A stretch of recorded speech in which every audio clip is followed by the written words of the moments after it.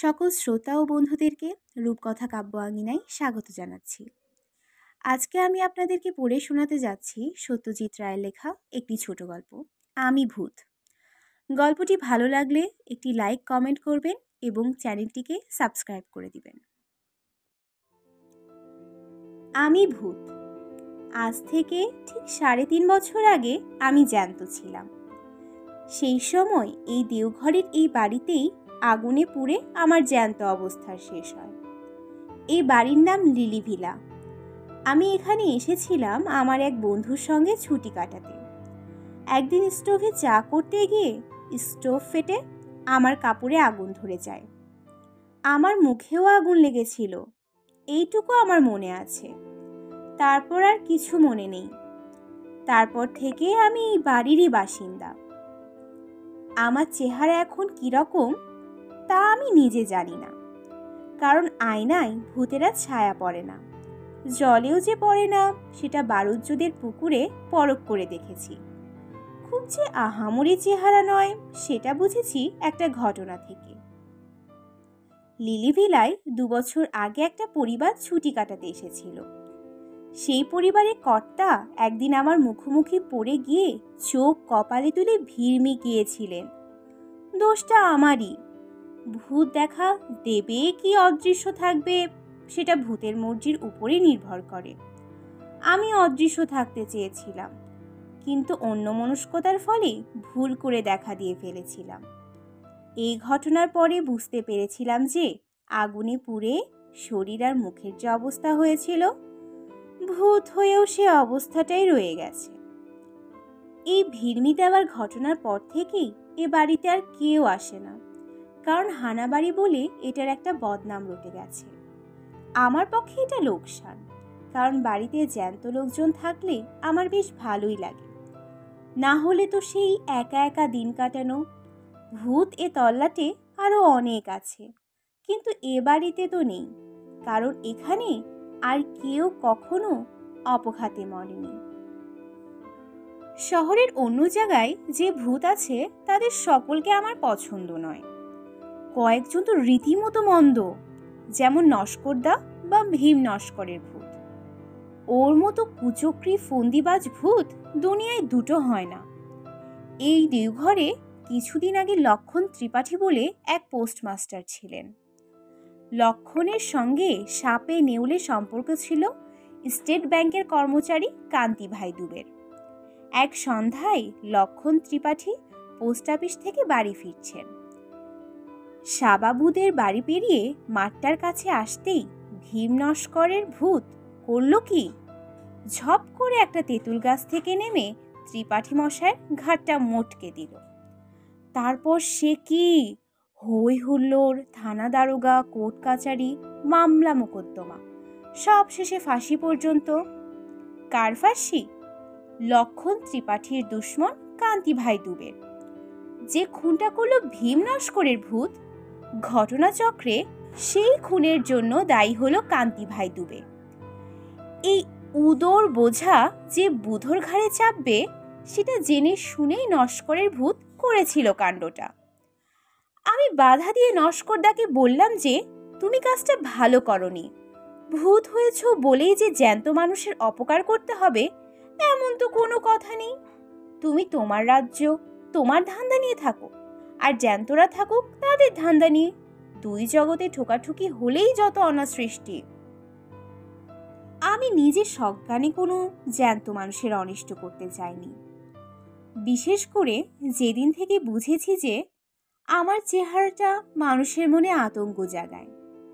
সেদিন থেকে আমি একদম সাবধান। লিলি ভিলার পিছনে আম কাঁঠাল বনের একপাশে একটা পুরনো ভাঙা মালির ঘর আছে, সেইখানেই আমি পড়ে থাকি বেশিরভাগটার সময়। অবশ্যই লিলি ভিলা এখন অনেক দিন থেকেই খালি, কিন্তু কাছেই চৌধুরী বাড়ি থেকে ছেলেরা এখনো লুকোচুরি খেলতে আসে। আশ্চর্য, এই ছেলেগুলোর একদম ভূতের ভয় নেই, কিংবা হয়তো ভূত আছে জেনেই তারা এখানে আসে। যাই হোক, সেই সময়টা আমাকে একদম অদৃশ্য থাকতে হয়। বড়রাই যদি আমাকে দেখে ভিড়মি যায়, তাহলে ছোটদের কি অবস্থা হবে ভাবো তো। না, ওসবের মধ্যে আমি নেই। তবে এটাও ঠিক যে ভূতদেরও একা একা লাগে। আমারই একটা গলতির জন্য লিলিভিলা এখন হানাবাড়ি, তাই এখানে কেউ এসে থাকতে চায় না। আর আমিও জ্যান্ত মানুষের গলার আওয়াজ, তাদের চলাফেরা, কাজকর্ম, হাসি তামাশার শব্দ কিছুই পাই না। তাই মনটা একসময় হু হু করে ওঠে। জ্যান্তরা যদি জানতো যে ভূতরা তাদের সান্নিধ্য কত পছন্দ করে, তাহলে কি তারা ভূতকে এত ভয় পেত? কখনোই না। কিন্তু লিলিভিলাতেও শেষ পর্যন্ত লোক এসে হাজির হলো। একদিন সকালে একটা সাইকেল রিকশার হর্ন শুনে ঘর থেকে গলা বাড়িয়ে দেখি রিকশা থেকে মাল নামছে। কজন লোক? দুজন, একজন বাবু আর একটি চাকর। তাই সই, বেশি লোকে দরকার নেই আমার। নাই মামার চেয়ে কানা মামা ভালো। ভূতরা দূর থেকে স্পষ্ট দেখতে পায়, তাই বলছি। বাবুটির বয়স বছর 50-এর কাছাকাছি। বেটে, মাথায় টাক, খোঁচা খোঁচা গোঁফ, ঘন ভুরু আর ভ্রুকুটি করা চোখ। বাড়িতে ঢুকেই চাকরটিকে বাবু বললেন, সব দেখে শুনে বুঝে নাও, আধ ঘন্টার মধ্যে আমার চা চাই, তারপর আমি কাজে বসবো। এই কথাগুলি অবশ্যই আমি মালির ঘর থেকেই শুনতে পেলাম। আমরা যখন দেখি বেশি, তেমনি শুনিও বেশি। আমাদের চোখ কান দুটোই যেন দূরবীনের মতো কাজ করে। চাকর আধ ঘন্টার মধ্যেই বাবুকে চা বিস্কুট এনে দিল। বাবু তখন বাগানের দিকের ঘরটায় তার বাক্স খুলে জিনিসপত্র বার করে গুছিয়ে রাখছে। জানালার সামনে একটা টেবিল চেয়ার, তার উপর দোয়াত, কলম, কাগজ সব রাখা হয়েছে। ইনি তাহলে লেখক? খুব নামকরা লেখক কি? হ্যাঁ, তাই। ভদ্রলোক আসার ঘণ্টা খানেকের মধ্যেই দেওঘরের জনা আষ্টেক বাঙালি এসে হাজির হলো লিলিভিলাতে। তখনই জানলাম ভদ্রলোকের নাম নারায়ণ শর্মা। আসল নাম না ছদ্মনাম তা জানি না, তবে এই নামেই সকলে তাকে ডাকে। বাঙালির দল নারায়ণবাবুকে দেওঘরে পেয়ে কৃতার্থ। এত বড় একজন কাউকে তো সবসময় পাওয়া যায় না, তাই যদি ভদ্রলোকের আপত্তি না থাকে, তাহলে এখানকার সকলে তাকে একদিন সংবর্ধনা জানাতে ইচ্ছুক। নারায়ণ শর্মা লোকটি দেখলাম বেশ কড়া। বললেন, এখানে নিরিবিলিতে কাজ করতে পারবো বলে কলকাতা ছেড়ে এলাম, আর আসামাত্র আপনারা এসে সংবর্ধনার জন্য পিরাপিরি করছেন। এ কথায় অবশ্যই সকলেই একটা কাচুমাচু ভাব করলেন। তাতে আবার নারায়ণ শর্মা নিজেই নরম হয়ে বললেন, বেশ, আমাকে দিন পাঁচেক একটু নির্বাকে কাজ করতে দিন, তারপর হবেক্ষণ সম্বর্ধনা।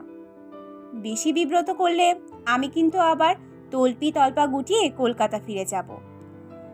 এই সময় ঘোষবাড়ির কর্তা নিতাইবাবু হঠাৎ একটা প্রশ্ন করে বসলেন, যেটা আমার মোটেই ভালো লাগলো না।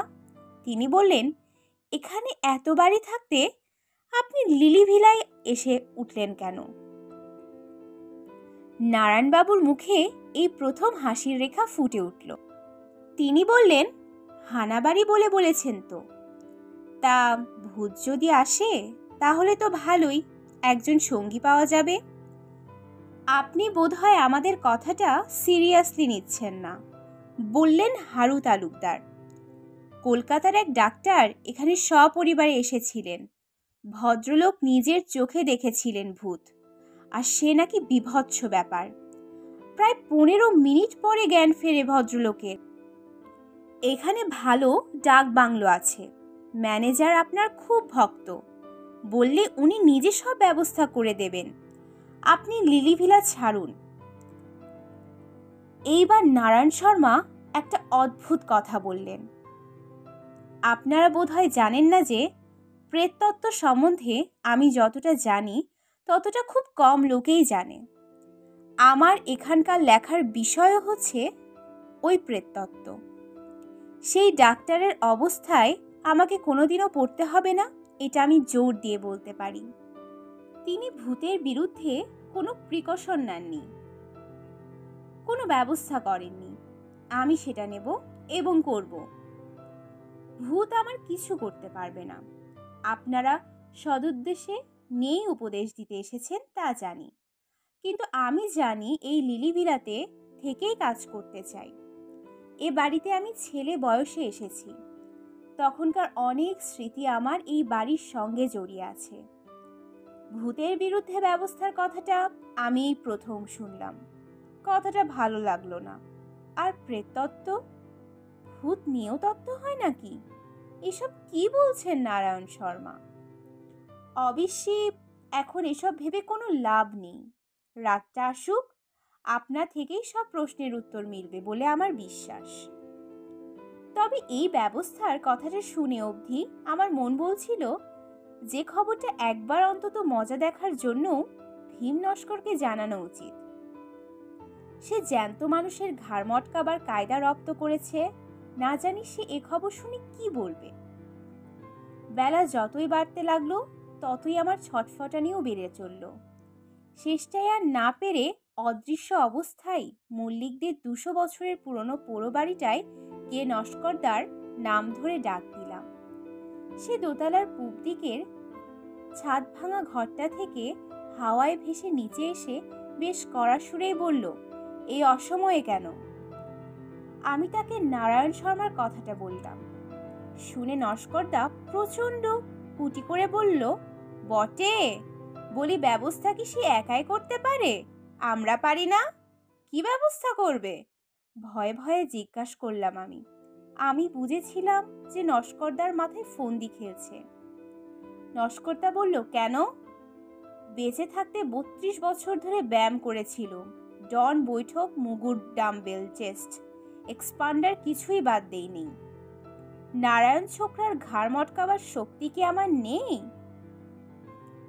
ব্যায়াম যে সে করত সেটা ভীম নস্করকে দেখলেই বোঝা যায়।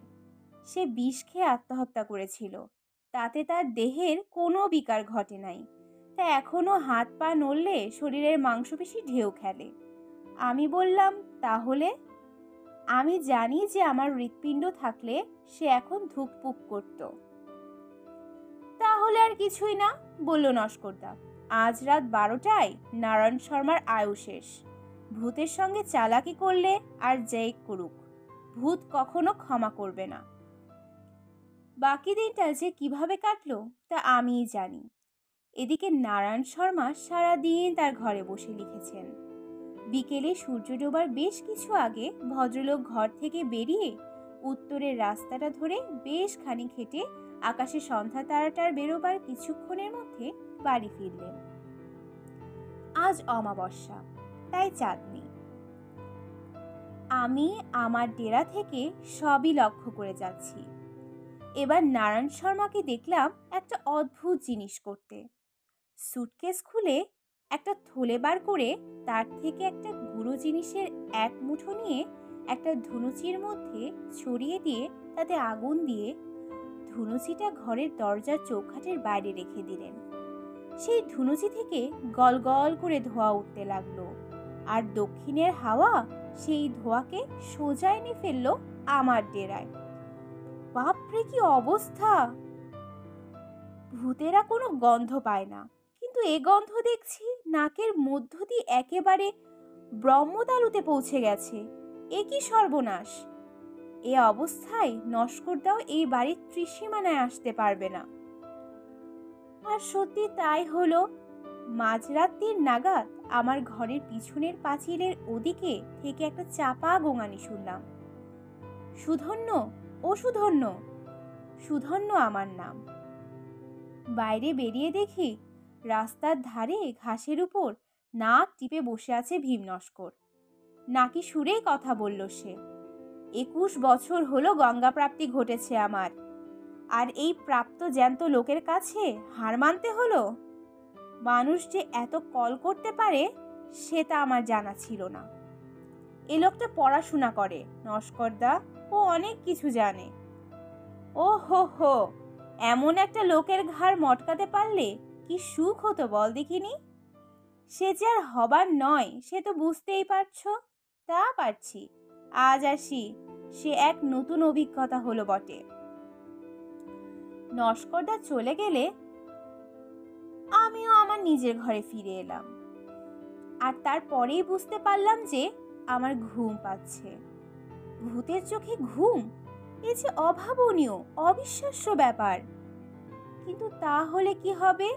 ওই ধোঁয়াতে এমন জিনিস আছে যে ভূতকেও ঘুম পাড়ায়, অথচ রাতই হলো ভূতের চড়ে বেড়াবার সময়। আমি আর থাকতে পারলাম না। একটা ঝিম ধরা অবস্থায় ঘরের মেঝেতে শুয়ে পড়লাম। ঘুম ভাঙলো একটা গলার শব্দে। সময়টা সকাল। আমি ধরফরিয়ে উঠে বসলাম। বসেই সামনে তাকিয়ে দেখি চক্ষু স্থির হয়ে গেল। ইনি যে নারায়ণ শর্মা সেটা বুঝতে পারছি, কিন্তু এর এমন দশা হলো কি করে? নারায়ণ শর্মাই আমার প্রশ্নের জবাব দিলেন। চাকরটা ঘুম থেকে ওঠেনি দেখে স্টোভ জ্বালিয়ে চা করতে গেছিলুম। স্টোভটা বাস্ট করে। ওরা বোধ হয় ওদিকে আমার মৃতদেহের সৎকারের ব্যবস্থা করছে। আমি একটা ডেরা খুঁজছিলুম, তখন এ ঘরটা দেখতে পাই। এখানে আরেকজনের ঠাঁই হবে কি? আমি অত্যন্ত খুশি হয়ে বললাম, নিশ্চয়ই হবে। যা, দুই মুখ পুরাই জমবে ভালো।